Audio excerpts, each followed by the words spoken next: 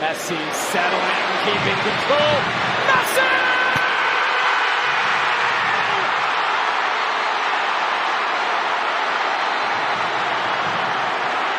From virtually the same spot where he scored in the 2023 Leagues Cup final, he remains inimitable. He remains inevitable.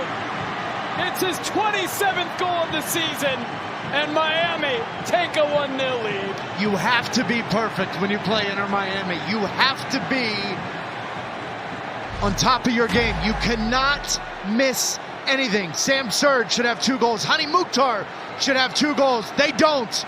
But who does? Lionel Messi. 1 chance, 1 cut, 1 goal. His 27th of the year. Not a single one of those from the penalty spot. And you are looking at your MLS MVP in back-to-back seasons for the first time in the 30-year league history.